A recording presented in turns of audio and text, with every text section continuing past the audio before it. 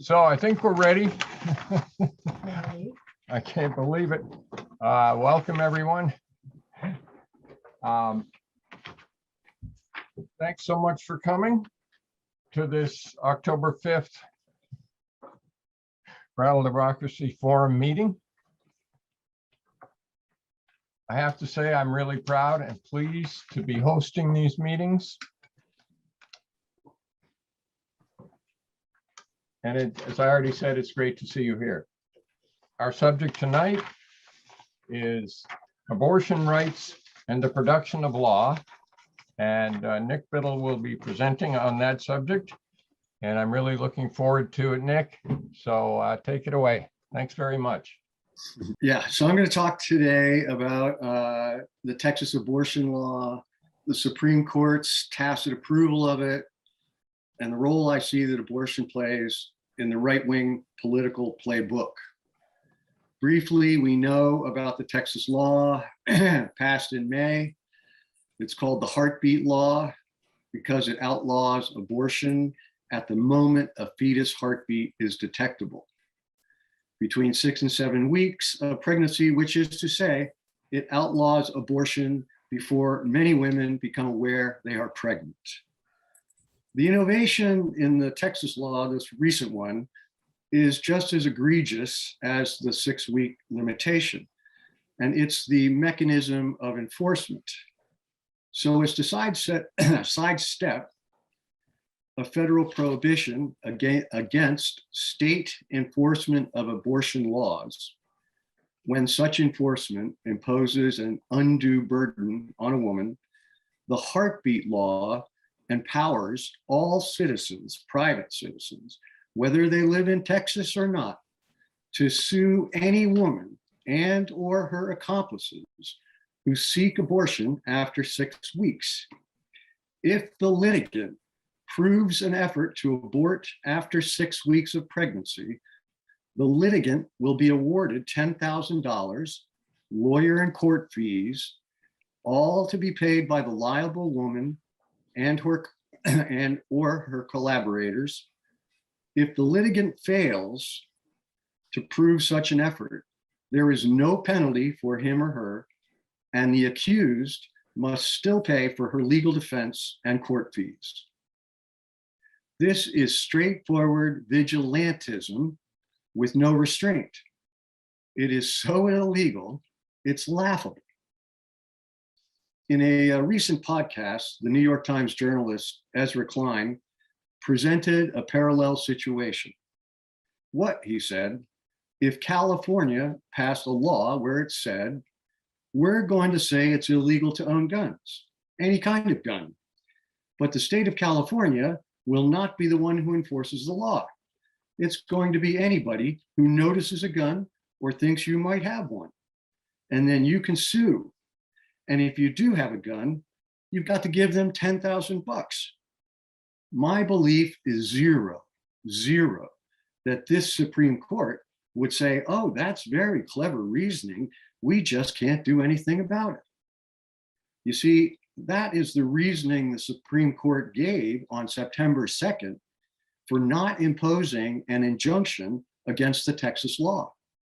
The Supreme Court recognized the chicanery of the enforcement design in the Texas heartbeat law, but claimed that since no vigilantism had yet occurred, they were incapable of interceding.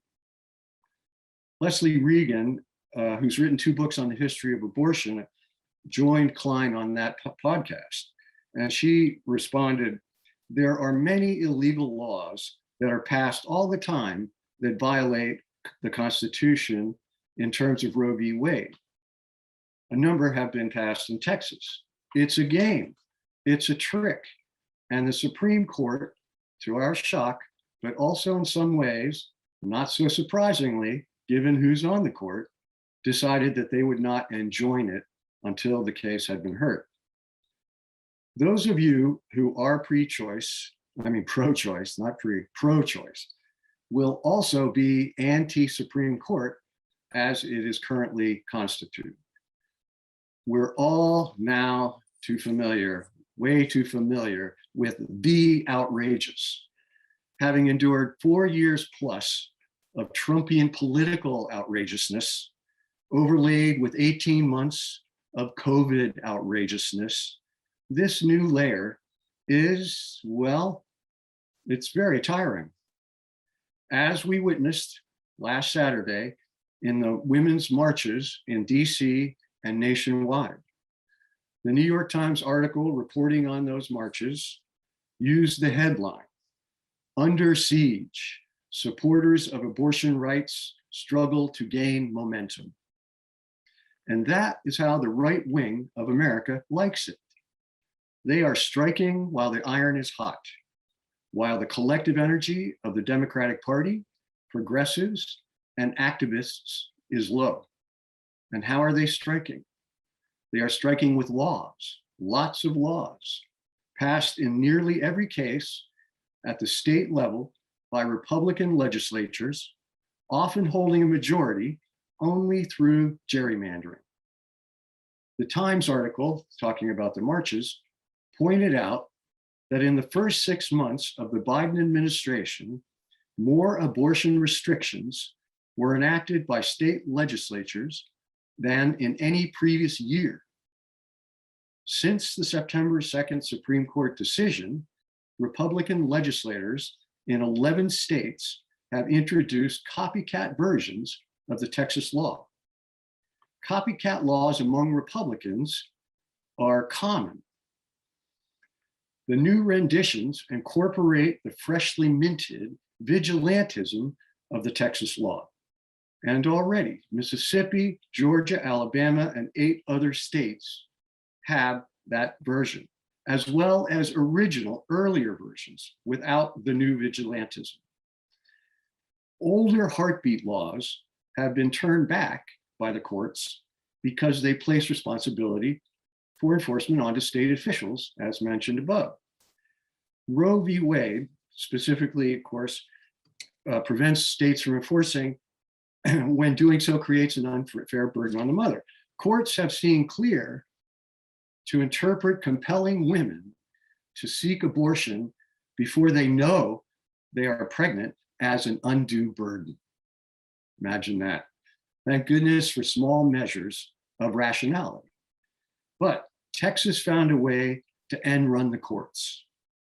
There is so much ugliness in all of this, so much calculated perversity. And I'd like to start with the calculation. Those of you who followed the Democracy Forum at all will have heard, or if you haven't, will probably have heard of the Powell Memo, which was written by a tobacco industry lawyer, Lewis Powell, at the request of the National Chamber of Commerce on August 23, 1973. Essentially, it marks a clarion call to the corporate world to fight back against the successes of the progressive movements to that date. School desegregation, the Voting Rights Act, the Environmental Protection Act, and at that moment, the recently decided Roe v. Wade ruling of January 22, 1973, are primary examples of those successes. It is fun to imagine that moment now, when corporations were feeling accosted, wealth inequality was flatlined. Blacks and women had gained federally protected equal rights in education, the voting booth, and reproduction. But weren't those the good old days?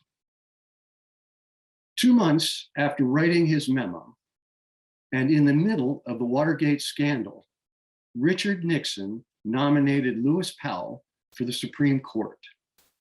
The memo stayed private. Congress never saw it. Its information stayed behind closed boardroom doors. With little fanfare, Powell rose to the Supreme Court to become the first avowedly partisan corporatist judge of the era.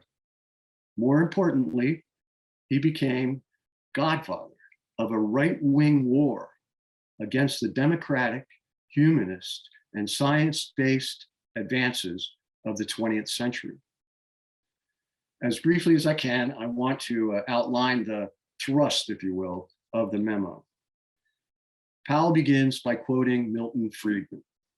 Dr. Milton Friedman of Chicago warned, "It is crystal clear that the foundations of our free society are under wide-ranging and powerful attack." Then Powell begins. "One of the bewildering paradoxes of our time is the extent to which the enterprise system tolerates, if not participates, in its own destruction. The principal causes of concern come from perfectly respectable elements of society, from college campuses, the pulpit, the media, the intellectual and literary journals, the arts and sciences, and from politicians. Perhaps the single most effective antagonist of American business is Ralph Nader. This setting of the rich against the poor, of business against the people, is the cheapest and most dangerous kind of politics. The painfully sad truth is that business, including the boards of directors and top executives of corporations great and small, and business organizations at all levels, often have responded, if at all, by appeasement, ineptitude, and ignoring the problem. It must be recognized that businessmen have not been trained or equipped to conduct guerrilla warfare with those who propagandize against the system. The ultimate issue may be survival of what we call the free enterprise system. Strength lies in organization, in careful, long-range planning and implementation, in consistency of action over an indefinite period of years, in the scale of financing available only through joint effort, and in political power available only through united action and national organizations. At this point, Powell's memo lays out a blueprint for the Chamber of Commerce to be the national organization that carries out the planning, implementation, and fundraising necessary for the indefinite period of years to achieve the power he is seeking. The blueprint aims first at universities, then the media, and finally at government. It addresses speakers bureaus, textbook evaluations, balancing faculties between Marxists and conservatives, and other parallel measures to rein in the university. Then turns to monitoring television, demanding equal time, creating radio programs that, quote, refute unfair attacks, paying a faculty, or we might call, faculty of scholars to do the same in journals and books. Then, as Powell puts it, in the final analysis, the payoff, short of revolution, is what government does. To this, he opens, one does not exaggerate to say that in terms of political influence with respect to the course of legislation and government action, the American business executive is truly the forgotten man. The lesson is that political power is necessary, that such power must be assiduously cultivated, and that when necessary, it must be used aggressively and with determination, without embarrassment, and without the reluctance which has been so characteristic of American business, i.e., this is my insertion, practice guerrilla warfare. And then a coup de grace. Powell states, under our constitutional system, especially with an activist-minded Supreme Court, the judiciary may be the most important instrument for social, economic, and political change. Bingo. In his concluding remarks, Powell postulates a universal value to justify any and all actions that may emanate from his missive. It is that, quote, the contraction and denial of economic freedom is followed inevitably by government restrictions on other cherished rights. So think about that for a second, then invert it. The contraction and denial of cherished rights is followed inevitably by government restrictions on economic freedom, all very vaguely defined. It's an extremely mutable formula that has been the inner core of Republican politics ever since. When so-called cherished rights have been identified as having been taken away or placed under threat, gun ownership, for instance, Republicans decry a socialist attack on the foundations of the middle class, on home ownership, individual choice, and property rights. Conversely, when threats to economic freedom, as in the freedom of corporations to do what they want with their money, are spotted, Republicans project a totalitarian socialist state ready to terminate freedom of speech. Think Citizens United. Like a big bang, Powell's blueprint catalyzed an explosion of corporate wealth into think tanks, study centers, advocacy organizations, and political action committees. Three of the biggest spenders in the early years were Joseph Coors, Richard Mellon Scaife, and Charles Koch. Ambitious, radically conservative intellectuals and activists flocked to these new founts of money, flooding into new centers of right-wing influence. Charles Koch is the one who has stood the test of time.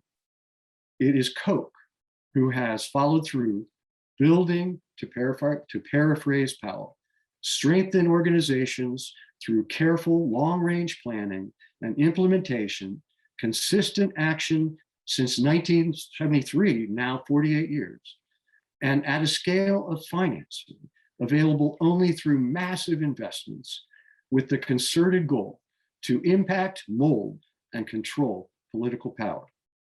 And for 30 of those years, Koch's intellectual specialist, the wellspring of his smokescreen creating, legitimizing philosophy, was a man named James Buchanan. Buchanan trained alongside Milton Friedman at the University of Chicago, where both fell under the sway of famed libertarian economist Friedrich Hayek. James Buchanan began his career at the University of Virginia in 1956. There, he founded an independent center for political economy and social philosophy within the economics department, the thinly veiled purpose of which was to generate intellectual cover for fighting the Supreme Court's 1954 mandate to desegregate public schools.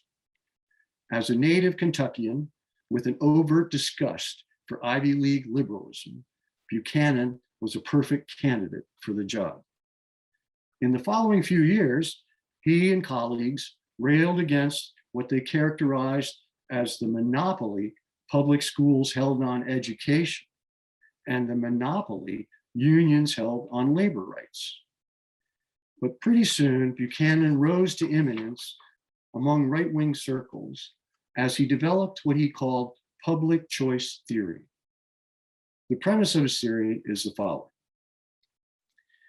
Politicians and bureaucrats, like stockbrokers and plumbers, are self-interested individuals. Politicians seek re-election. Bureaucrats want their jobs to last. When, in the course of governing, popular social programs come into existence, like Social Security, or popular public work programs, like the interstate highway system, politicians have an interest to maintain or expand these programs to gain re-election, while bureaucrats have the same interest in program expansion to enhance their status and job security. These motivations on the part of government actors, in Buchanan's logic, lead to ever-growing or inflated public budgets, the costs of which in a graduated tax system fall disproportionately to the wealthy, who, in such a system, when it's real, pay a higher percentage of income taxes than middle and working classes. As the rich are always a minority in society, they fall prey to a so-called tyranny of the majority.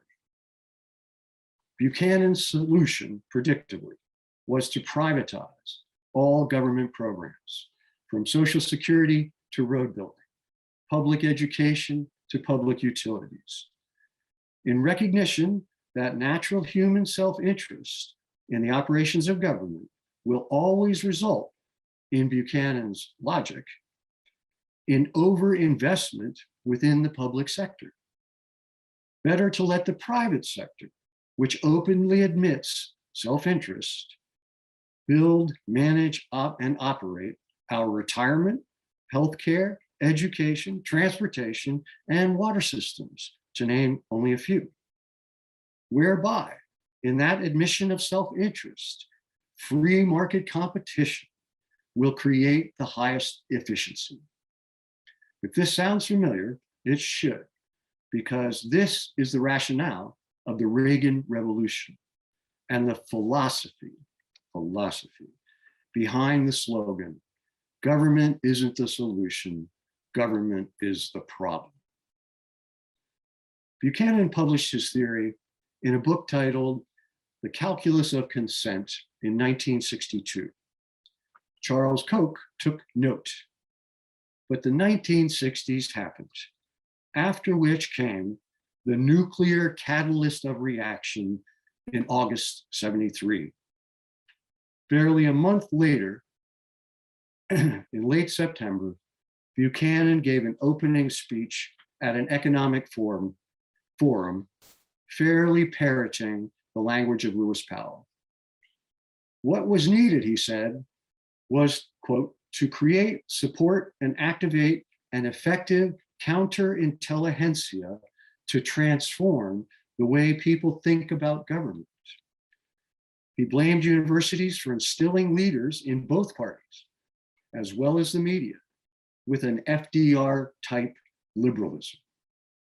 And therefore, it was essential to bring the conservative like-minded together to, and he used this word, indoctrinate a new crop of surrogates with intellectually compelling arguments, and then mobilize, organize, and direct them in a long-term strategy to build, quote, a vast network of political power that, properly managed, will be the establishment. In Democracy in Chains, the most extensive, earth-shattering history of Buchanan, Koch, and what she calls the radical right's stealth plan for America, Nancy McLean unearths private notes Buchanan made regarding the plan he outlined that night. How is respectability to be established and maintained? He wrote to himself. And how much hypocrisy is necessary?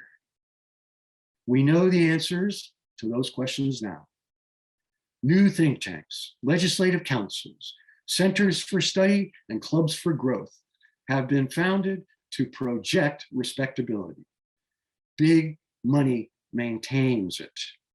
As to how much hypocrisy, well, as much as it takes. Union-like synchronicity wafted among conservatives as the Watergate scandal unfolded in 1973. Exasperated by the sartorial pacifism of the American Enterprise Institute, two congressional aides launched their own think tank in February 1973. Their names are Paul Weyrich and Edwin Fulner, and they called their institution the Heritage Foundation. Their timing was spot on.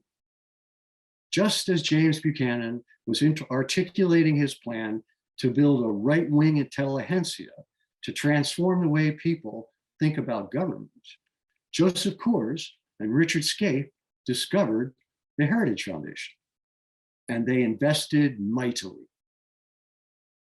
In another equally alarming and indispensable history of the rise of the radical right, titled Dark Money, Jane Mayer explores the practical differences between traditional think tanks like the Brookings Institution and or the Rockefeller Foundation, and the new ones that germinated in the wake of the Powell Memo, like the Heritage Foundation or the Cato Institute, founded in 1974 by Charles Koch.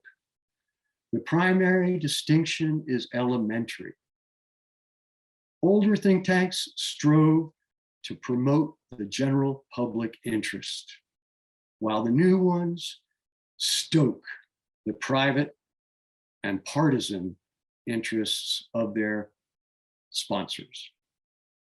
Mayer writes, in the 1970s, with the funding from a handful of hugely wealthy donors like Scaife, as well as some major corporate support, a whole new form of think tank emerged that was more engaged in selling predetermined ideology to politicians and the public than undertaking scholarly research.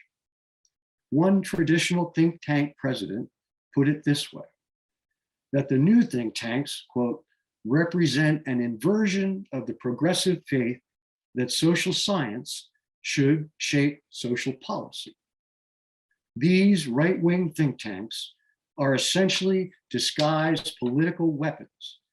They introduce doubt into areas of settled academic and scientific scholarship, undermine genuinely unbiased experts, and give politicians a menu of conflicting statistics and arguments from which to choose. The obvious fallout is that partisan shills generate balance by using fraudulent and deceptive research to deceive the public about pressing issues in which their sponsors have financial interests. Last Friday, the Washington Post divulged a recent example. Here the headline. Koch-backed group fuels opposition to school mask mandates. Leaked letter shows. And the article begins. A template letter circulated by Independent Women's Forum offers a glimpse into a well-resourced campaign against public health regulations. The letter that they're talking about, the template, opens this way. I urge you to adopt a policy that allows parental choice on this matter for the upcoming school year. Then the Post starts analysis. The heartfelt appeal is not the product of a grassroots groundswell. Rather, it is a template drafted and circulated this week within a conservative network built on the scaffolding of the Koch fortune and the largesse of other GOP mega donors. The document offers a glimpse into the inner workings of a well-financed conservative campaign to undermine regulations that health authorities say are necessary to contain the coronavirus. Spokesperson for Independent Women's Network, Heather Higgins, is on record saying that while her organization is a certified nonprofit, it is in fact, quote, part of a unique tool in the Republican conservative arsenal, because being branded as neutral, but actually having people who know that you're actually conservative puts us in a unique position. The letter contains a respectful tone, helpful data, and supporting articles that illustrate the harms of masking kids. And the appeal assures that this letter can easily be turned into a letter to the editor for your local newspaper.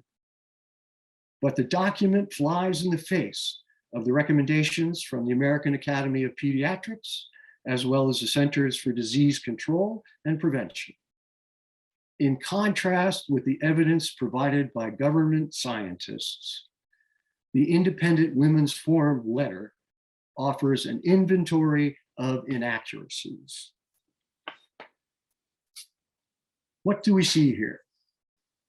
Simply a pack of specious lies clothed in the polite rhetoric of the PTA, which its authors know puts children, their parents, and educators at risk of sickness and potentially death. And why? Here, I insert my analysis. Because the division of the American people over COVID distracts the citizenry from voter suppression, infrastructure repair, healthcare reform, climate crisis, and income inequality. These are all issues most Americans want to address, and doing so will require the rich and corporations to pay their fair share in taxes, which they are not now, nor have they been doing for a long time. In short, it's a Koch tactic to evade taxes and sabotage federal government. This is where the perversity to which I referred earlier begins, calculated perversity.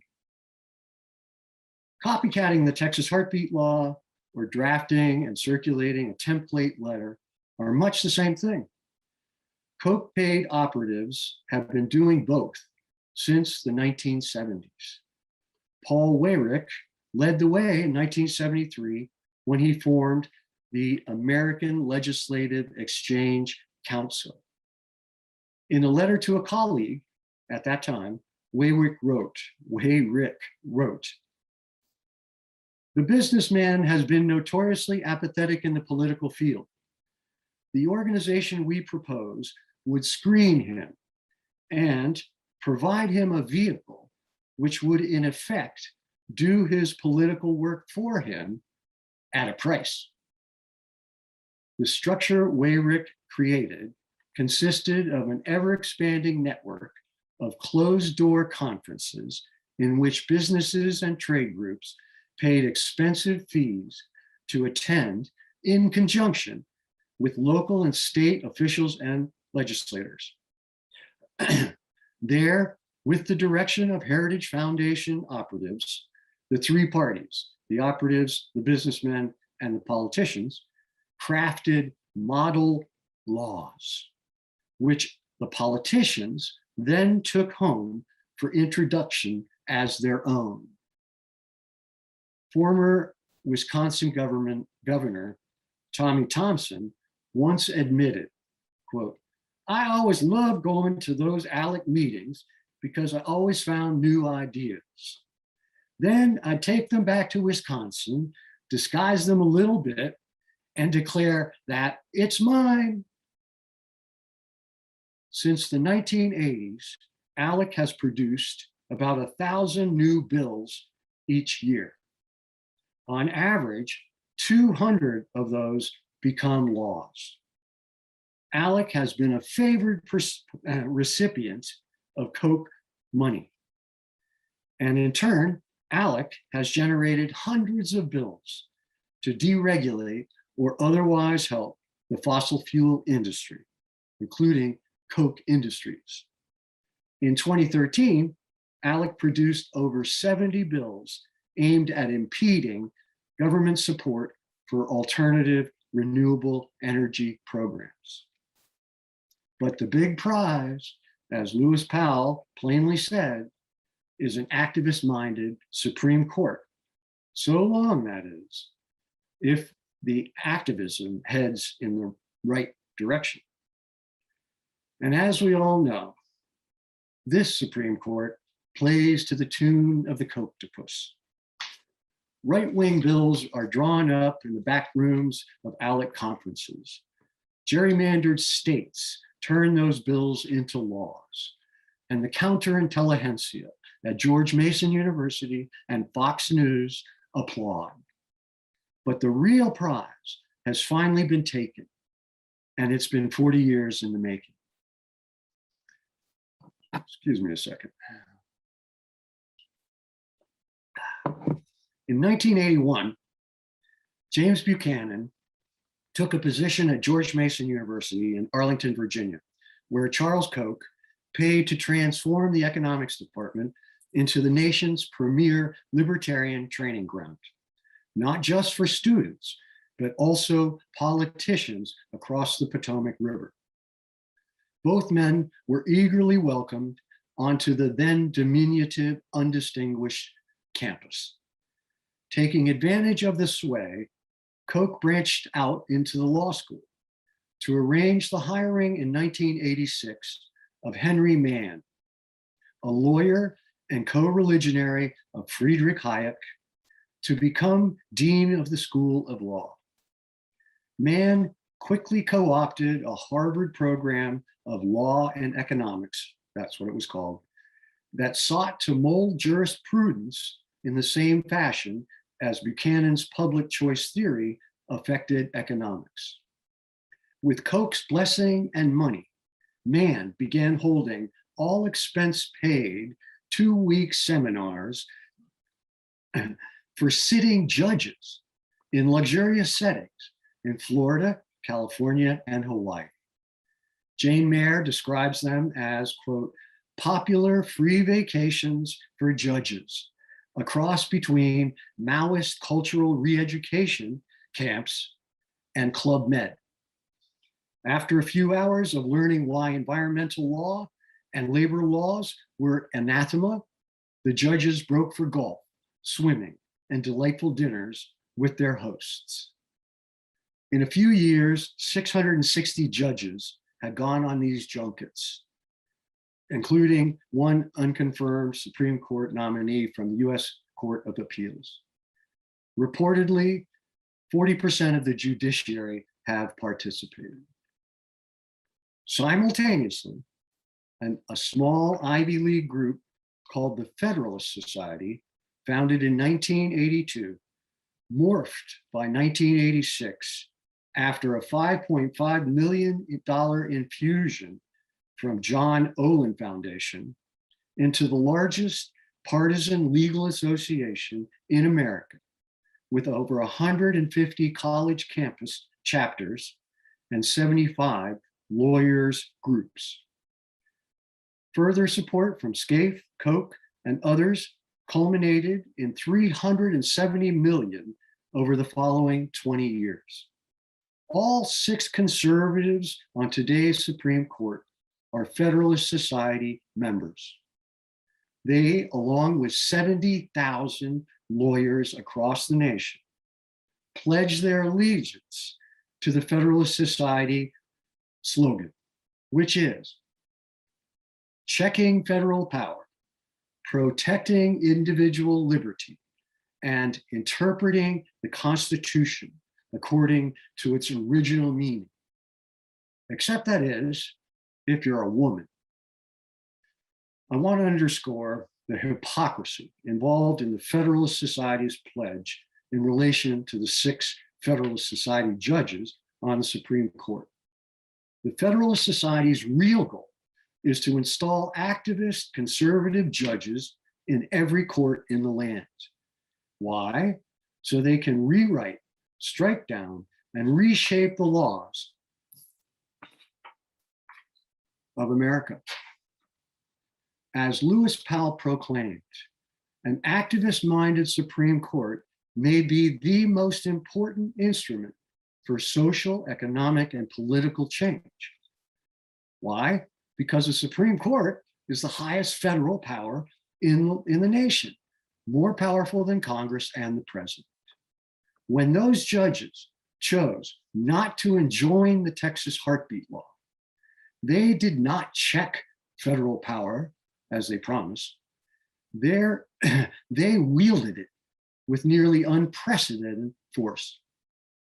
Second, The basis for the Roe v. Wade ruling in 1973 was privacy, a woman's right to privacy in the running of her individual life. In other words, the ruling on legalized abortion, in other words, the ruling to legalize abortion derived from the rights of individual liberty. Every check on legalized abortion, every encumbrance, rule or regulation invades women's individual liberty.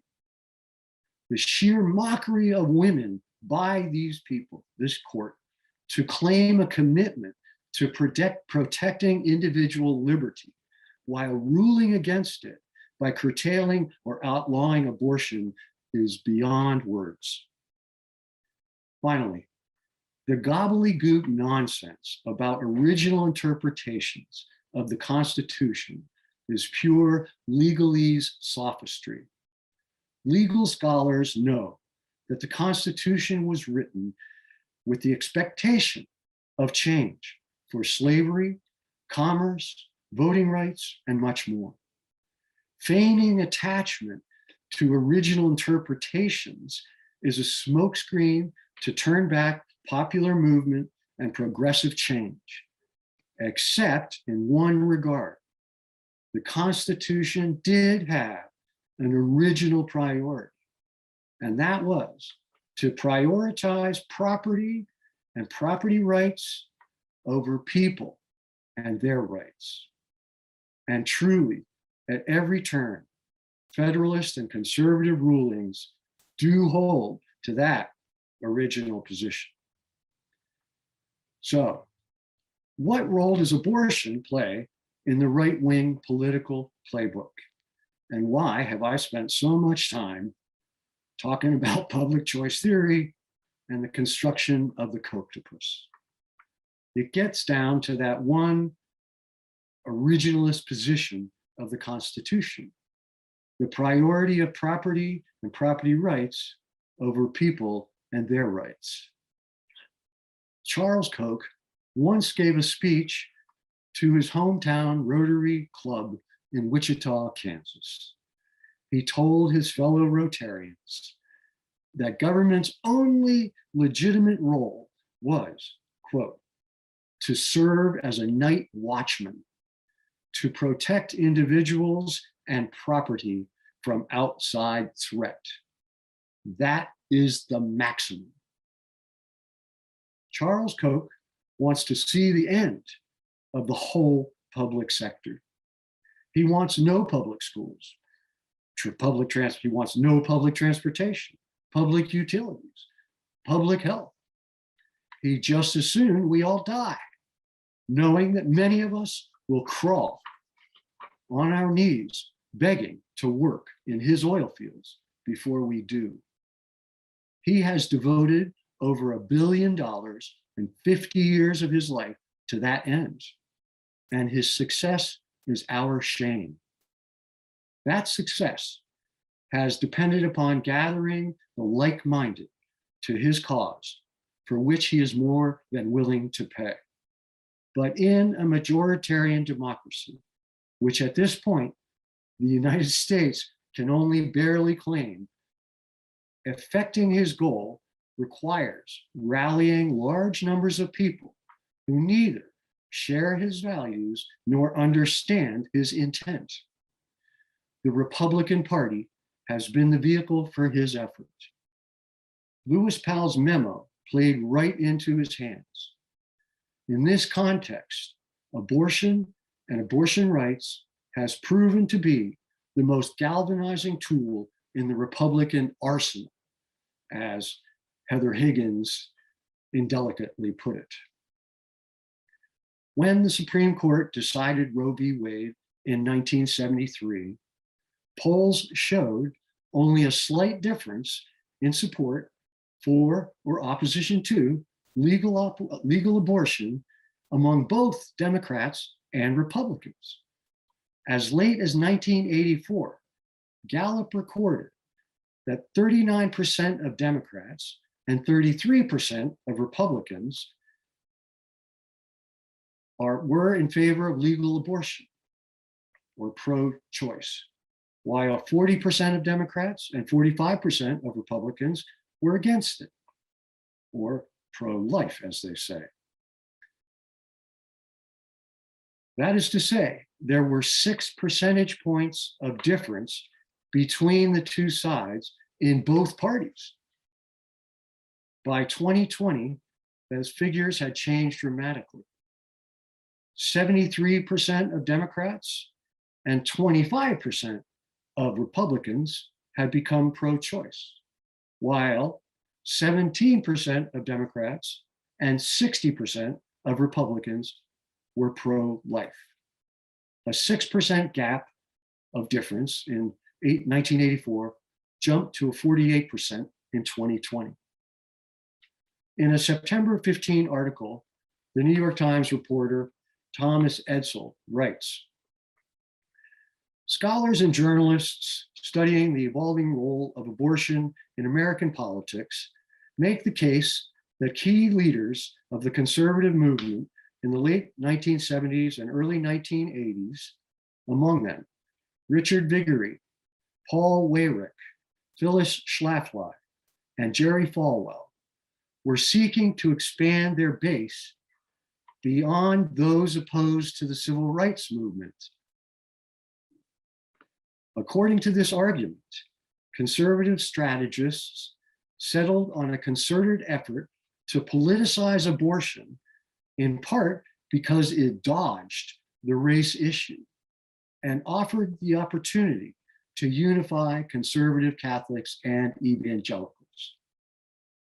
Another crucial event that Edsall underscores is a 1978 IRS proposal to impose taxes on churches running segregated private schools, which in those days were a multitude. Catholics and evangelicals went nuts at that proposal. Paul Weyrich and Richard Viguerie, who was the founder of the Moral Majority, saw an opportunity. But Weyrich recognized that building a movement around protecting segregation and segregated schools, as in stop the tax on segregated schools, wasn't going to cut it. After much consultation with fellow Koch operatives, one word emerged: abortion.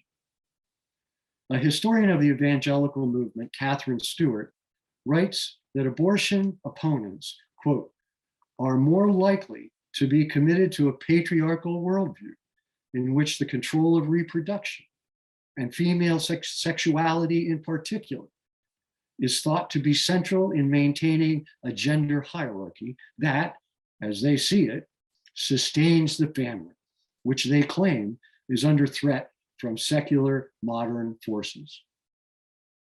As time, duplicity, and manipulation have gone on, an amalgamation of the partisan divide has resulted, such that, as the political scientist Alan Abramowitz writes, whites who score high on measures of racial resentment and racial grievance are far more likely to support strict limits on abortion than whites who score low on these measures. This is part of a larger picture in which racial attitudes are increasingly linked with opinions on a wide range of disparate issues, including social welfare issues, gun control, immigration, and even climate change. The fact that opinions on all of these issues are now closely interconnected and connected with racial attitudes is a key factor in the deep polarization within the electorate. Black Lives Matter, and nearly everything else follows. I'll end with this final refrain. The fight against abortion is a central political tool used with inhumanly perverse calculation by operatives of the radical right-wing scaffolding built by Koch and rich Confederates to sabotage majority rule in this nation, to sabotage democracy. Ta-da. Thanks. I can't hear you, Woody. Hey, Marley. Yeah, Nick, thanks. I really appreciated your talk here. Yeah, I just wanted to say we'll open it up for discussion. Please introduce yourself before you speak, if that's okay. Thanks a lot. Go ahead, Marley. Sure. Yeah, Nick, and this is Marley Stuart from Proctorsville, Vermont, and I'm happy to be joining in to listen to this discussion. And Nick, I just wanted to say thank you for outlining some of these issues that may have been on the outside of this topic. At least they were for me. And I guess any question I might have here is what's next to sort of restore democracy in this case, as the Supreme Court has failed to do. Well, really it's amazing how much rides on Biden's agenda. Because if they go with the reconciliation bill and pass several $1 billion or $1 trillion to start doing the things that Americans want done around infrastructure, education, healthcare, climate change, etc., then the Democrats stand a good chance of maintaining majorities and, in fact, increasing majorities in the House in 2022. Conversely, if that fails, the gerrymandering that's already increasing because of the 2020 census data and the Republican-controlled legislature pretty much almost guarantees that the Republicans will take back one or both houses, in which case, I mean, democracy is truly holding by a thread. And so much depends on this. It's just hard to conceive. But I'll just say this also, that Charles Koch always knew and always knows that the majority of Americans are completely against what he's up to. If they had a clue, he'd be in jail where he should be. And he said, so we got to act fast and we got to do it now. And he sure has, put the pedal to the metal. But ultimately, the people will either prevail or autocracy and tyranny a la Trump will prevail instead, in which case I've been thinking Portugal, Uruguay, one of those, something like that.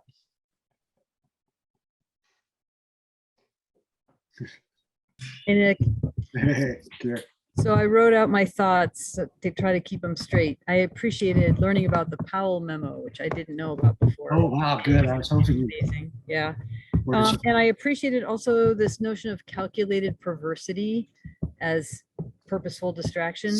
So my question here in this little chat box now is, is there anything else that might explain the heartbeat law in addition to the general intention to cause chaos and outrage and distraction?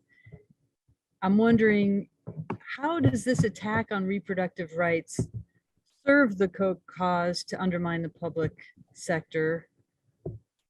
Is it simply a matter of galvanizing people? Is it because they know they're instrumentalizing people's emotional responses to this question only? Or is there something else at work? What explains this law that limits abortion so severely? Is it just a matter of political strategy? Or is it misogyny? Is it a lovely combination? Why this? Why this? That's my question. Well, that it's both political strategy and misogyny. I mean, those are intertwined. And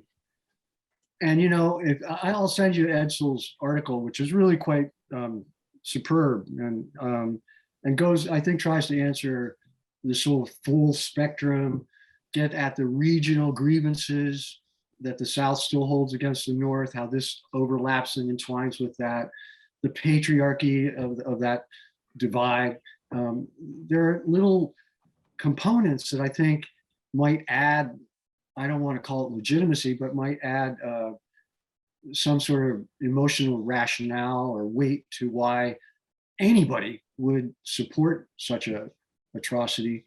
But overall, I mean, the overarching part of, I mean, the atrocity being the heartbeat bill. The overarching component for me is that it really works to create the partisan divide, makes America fail. When America fails, majoritarian democracy fails. When majoritarian democracy fails, then the minority whites can do what they did on January 6th and win. And they'll have the whole of the corporate world ready to accept them. I mean, they really will. Koch will be right there with them 2 days after they take over the Congress and say, this is the way it should be, and all the bullshit that they've already created. So there's a real payoff to sabotaging democracy and creating this divide. And the more you can unite people around this variety of issues, like I just was saying, if you're a racist, you're pro-life. If you're a racist, you think climate change you're a denier, and so forth and so on. So the agglutination of people, and it's true manipulation. It really is amazing. And that's where, how many years has Koch and Exxon been working to undergird the experts who just got 3 Nobel Prizes for explaining climate crisis. And I mean, et cetera, right? We could go through each thing. Just as I was talking about 1973, there was very little divide around abortion among Democrats and Republicans. That's not true. That's also true, So I don't know what, I mean, can you imagine? I mean, what's I'm hearing you say that it's simply a matter of cynicism. Yeah. And, efforts to create political divisions in whatever way that can happen. There's no substantive concern with either women or a fetus. Like, that's not even really, it's fake. It's fake. That's complete mockery, as I said. Yes. All right, thanks.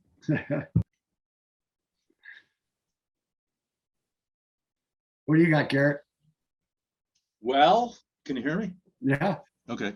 Well, that story that you told and the story that Tim told last time are pretty much the story in 2 parts, right? You got the older story, and you have the story of the modern political divide. And people don't know this stuff, and it's sort of shocking. If the Times has that article you referred to, there are pieces of the story that appear from time to time, but you never see the narrative, except maybe in a Jane Meyer book or something like that. Ezra Klein should interview you, and but so I don't know what to say. It's the story, right? And people don't know it, and they're motivated emotionally. We know that people don't respond logically to almost anything. It's all emotion. Yeah. Well, I would go further than that, but yeah. But we could debate that. But basically, they show that when people make a conscious decision, when you look at their brain making a conscious decision, they really made it 3/4 of a second earlier unconsciously. So this is, it's known stuff nowadays. I don't know how you fix it, except by what you're saying. And the Kochs are funding Manchin, and et cetera. So we're right at the Precipice. Precipice is a word. Are we at it or over it? I don't know. I don't have anything clever to say really, except this is the story, and you and Tim before you have done such a knockout job of articulating it as a logical sequence of events that should be presented somewhere So I'm going to ask for the recording and I'll present it to friends. Yeah, yeah, But what else can we do for that? I think, yeah, I don't know. yeah, yeah, I know. And, yeah, we're all going about our lives and this is bigger than us. Everybody is sitting around watching television and having opinions. Yeah, Nobody, very few are in the street. yeah, The world is being tossed in the trash, right. and we're all just sort of wringing our hands. And that is obviously the situation that has to change. I can't change it. I've been trying. Yeah. I haven't got a single other person. So I'll stop now. My name's Garrett Whitney. I'm from Concord, Massachusetts, by the way. Well, friends, we're here. We are alone together. And what? Anybody want to say anything else? It turns into a sort of sad but true kind of reality. Well, I do appreciate the historical through line. I mean, I think it helps to make sense of it all, to see that it's a longer story, to Yeah. understand that this has deep roots, even before I always thought 1980 was like ground zero of the counter revolution, but no, it's actually older than that, I think understanding it is really helpful. Yeah, And it helps in thinking through a response, which can't be just the kind of reactive, the flare of outrage, which is exactly what the conservatives enjoy. Like we all knew that Trump loved sending right. liberals and progressives over the edge, and to watch them have conniptions, that was a pastime, right? So we don't want that, right? We don't want that. We want a kind of more concerted, thoughtful, longer term reaction or response, like strategy. We need strategy too. And money, and like money. a couple $1 billion, maybe. One more thing I'll say, that was good, Kirsten, is the way that they get people is by always claiming to be so goddamn principled that everybody else isn't, right? So that's the hypocrisy thing. It's really 100%. They really went full tilt into that, and so the rest of us are defined as self-interested, vermin of some sort, and they're these distinguished representatives of the original intent or whatever. Family values. And family values, right? All of this is complete constructed hallucination, right? Yeah. Anyway, Yeah. Thank you very much. It was great. Yeah. Ish. Right? Yeah, and thanks, Kirsten, too. That was a great, and Garrett as well. Good additions that are sort of expanding what our strategy forward will be. I think it can be dismaying when we hear such an eloquent telling of the narrative, to learn just how organized the right is, and members among them to create this nexus that Nick pointed out. Climate issues, women's rights, race issues, they're all united where they shouldn't be. And I just wonder how it sounds like education in general and spreading the word and coming together is one part of a strategy for undoing this and for real critical thinking through the issues. So again, I just want to thank Nick and Woody and everyone for coming together, because it's through sharing the narrative, educating ourselves and spreading the word that we can hope to come together on this and seek solutions. I'm not so much crying that it's all for naught yet, but it is pretty dismaying. Although I do feel hope when we come together. Well, thank you, Marley. Yes, thanks, Marley. And thanks to everyone else for coming. Thanks, I Woody. have well, I really enjoy these things.